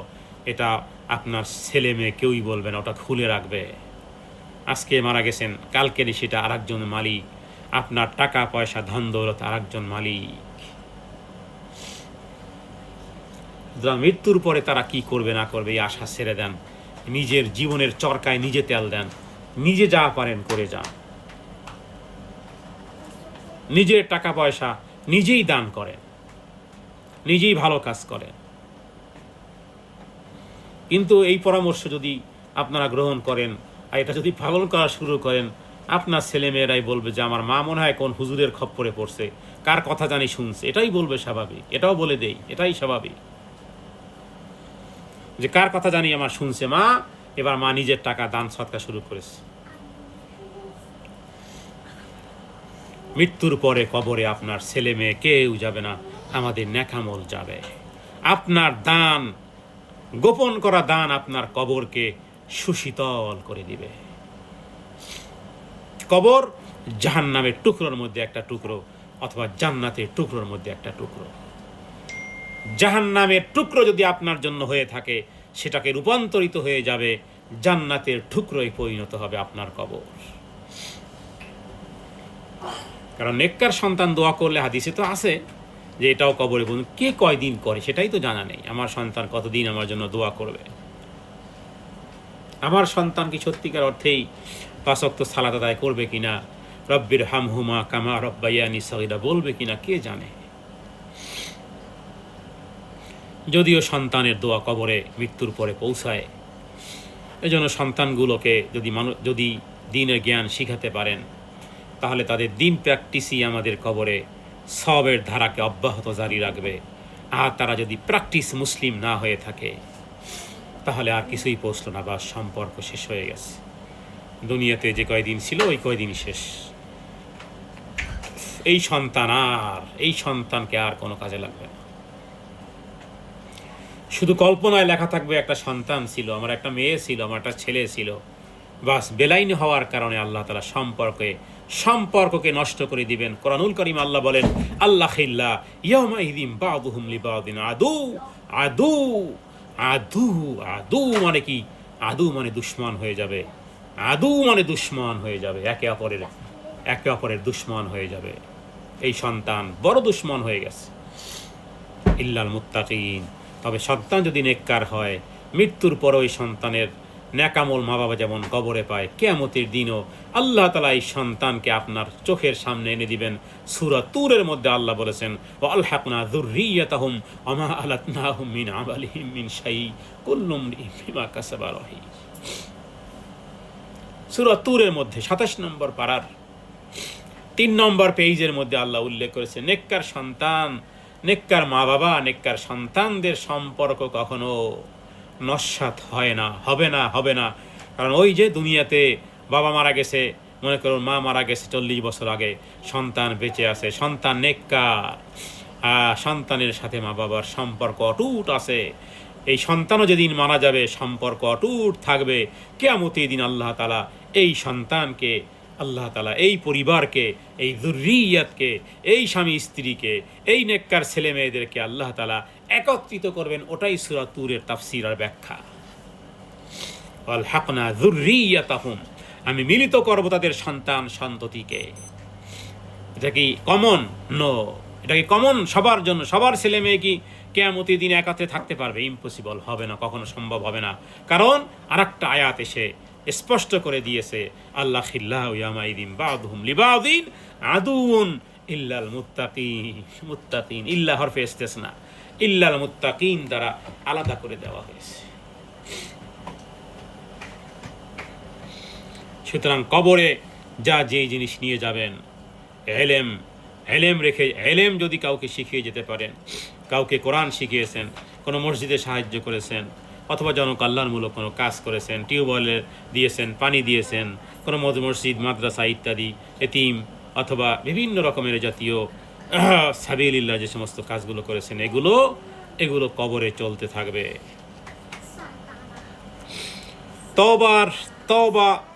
তওবার মাধ্যমে আমরা আমাদের জীবনের সমস্ত গুনাহসমূহকে একেবারে নিট অ্যান্ড ক্লিন করে যেতে পারি। এটা বিশ্বাস রাখতে হবে যে আল্লাহ, তুমি মানুষের জীবনে তওবার মাধ্যমে, প্রত্যাবর্তনের মাধ্যমে তুমি নিষ্পাপ করতে পারো। পরিষ্কার হৃদয় নিয়ে দুনিয়া ছাড়লে কবর আরামের কবর হবে। মানুষের হক আদায় করা, কারো উপর জুলুম করেছেন, ঋণ নিয়েছেন, কষ্ট দিয়েছেন, এ সমস্ত থাকলে কিন্তু কবরের জীবন বড় কঠিন। এটাও বলে দিলাম, বড় কঠিন রাত হবে, বড় কঠিন দিন হবে কবরের। যারা মানুষের উপর জুলুম করেছে, যারা মানুষকে কষ্ট দিয়েছে, এদের কবরের জীবন যে কত কঠিন, কত ভয়ঙ্কর রাত হবে ওই সমস্ত নারী আর পুরুষের, যারা দুনিয়ার জীবনে মানুষের উপর জুলুম করেছে, যারা মানুষকে কষ্ট দিয়েছে। এই সমস্ত জীবনে থাকলে কবরের জীবন কঠিন হয়ে যাবে। যদি এগুলো থেকে থাকে তাহলে তাদের জন্য ক্ষমা চান, তাদেরকে ক্ষমা করে দেন, তাদেরকে মাফ করে দেন। কাউকে কষ্ট দিয়ে থাকলে ক্ষমা চেয়ে নেন, কারো উপর জুলুম করলে তাদের সেগুলো ক্ষমা চেয়ে নেন। বান্দার হকগুলো দুনিয়াতেই মিটমাট করে নেন। এখানে মিটমাট চাইলে হয়ে যায়, পরকালে মিটমাট চাইলেও হবে না। আল্লাহ তাআলা সেই পারমিশনও দিবেন না। নেকামল দেওয়ার মতন এত বড় বোকা যেন আমরা না হই। আল্লাহ তাআলা আমাদের কবরকে জান্নাতের বাগানগুলোর একটি বানিয়ে দেন।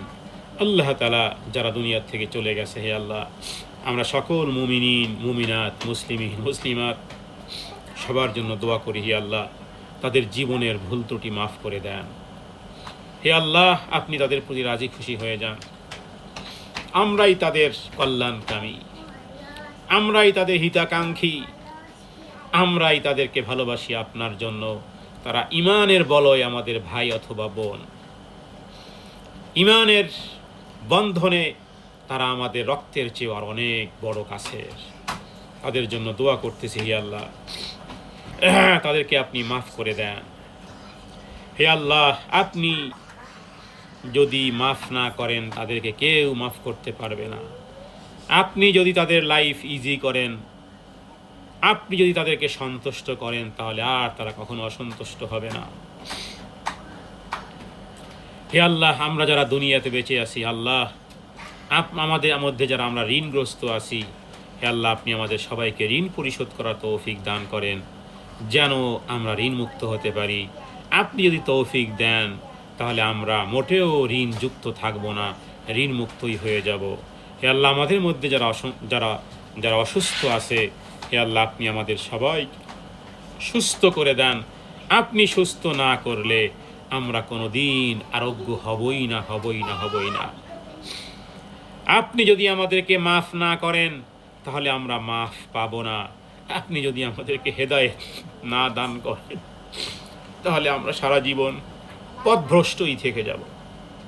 নিজেরা মনে করব হেদায়েত প্রাপ্ত আছি, কিন্তু আসলে পথভ্রষ্ট আছি, কারণ আপনার পক্ষ থেকে হেদায়েত পাইনি। কুল্লু হিজবিম বিমা লাদাইহিম ফারিহুন। প্রত্যেক অপরাধীরা নিজেরা হ্যাপি হয়, মনে করে তারাই সঠিক পথে আছে, প্রত্যেকেই মনে করে সঠিক ওয়ে আছে। সুতরাং আপনি যদি হেদায়েত না দান করেন, তাহলে আমরা পথভ্রষ্টই থেকে যাব। আল্লাহুম্মা লা তাদা লানা যামবান ইল্লা গফারতাহ, ওয়ালা হাম্মান ইল্লা ফাররাজতাহ, ওয়ালা দাইনান ইল্লা কাদাইতাহ, ওয়ালা মারিদান ইল্লা শাফাইতাহ, ওয়ালা মুবতালিয়ান ইল্লা আফাইতাহ, ওয়ালা দাল্লান ইল্লা হাদাইতাহ, ওয়ালা গাইবান ইল্লা রাদাত্তাহ, ওয়ালা মাজলুমান ইল্লা নাসারতাহ, ওয়ালা আসীরান ইল্লা ফাকাফতাহ, ওয়ালা মাইয়িতান ইল্লা রাহিমতাহ, ওয়ালা মাইয়িতান ইল্লা রাহিমতাহ, ওয়ালা হাজাতাল লানা ফিহা সালাহুন ওয়ালাকা ফিনা রিদান ইল্লা কাদাইতাহা ওয়া ইয়াসসারতাহা বিফাদলিকা ইয়া আকরামাল আকরামিন ইয়া দাল জালালি ওয়াল ইকরাম ইয়া হাইয়্যু ইয়া কাইয়্যুম বিরহমাতিকা আস্তাগীথ আসলিহ লানা শা'নানা ওয়া লা তাকিলনা ইলা আনফুসিনা তারফাতা আইন আল্লাহুম্মা জিদনা ওয়া লা তানকুসনা ওয়া আকরিমনা ওয়া লা তুহিন্না ওয়া আ'তিনা ওয়া লা তাহরিমনা ওয়া আথিরনা ওয়া লা তু'সার আলাইনা وأرضنا وأرض عنا وأرضنا وأرض عنا وأرضنا وأرض عنا اللهم إنا نسألك الهدى والتقى والعفاف والغنى اللهم إنا نسألك العفو والعافية يا مقلب القلوب ثبت قلوبنا على طاعتك يا مقلب القلوب ثبت قلوبنا على دينك اللهم طهر قلوبنا من النفاق وعملنا من الرياء ولساننا من الكذب وعيننا من الخيانة فإنك تعلم خائنة الأعين وما تخفي الصدور أسأل الله العظيم رب العرش العظيم أن يشفينا اللهم اشف مرضانا ومرضى المسلمين اللهم اشف مرضانا ومرضى المسلمين اللهم اشف مرضانا ومرضى المسلمين أسأل الله العظيم رب العرش العظيم أن يشفينا أسأل الله العظيم رب العرش العظيم أن يشفينا أسأل الله العظيم رب العرش العظيم أن يشفينا ربنا لا تزغ قلوبنا بعد إذ هديتنا وهب لنا من لدنك رحمة إنك أنت الوهاب ربنا ظلمنا أنفسنا وإن لم تغفر لنا وترحمنا لنكونن من الخاسرين ربنا هب لنا من أزواجنا وذرياتنا قرة أعين وجعلنا للمتقين إماما وجعلنا للمتقين إماما ربنا تقبل منا إنك أنت السميع العليم وتب علينا إنك أنت التواب الرحيم سبحان ربك رب العزة عما يصفون وسلام على المرسلين الحمد لله رب العالمين وجعل آخر كلامنا عند الموت كلمة طيبة لا إله إلا الله لا إله إلا الله لا إله إلا الله وصلى الله على سيدنا محمد النبي الأمي وآله وسلم تسليما كثيرا كثيرا كثيرا سبحانك اللهم وبحمدك أشهد أن لا إله إلا أنت أستغفرك وأتوب إليك السلام عليكم ورحمة الله وبركاته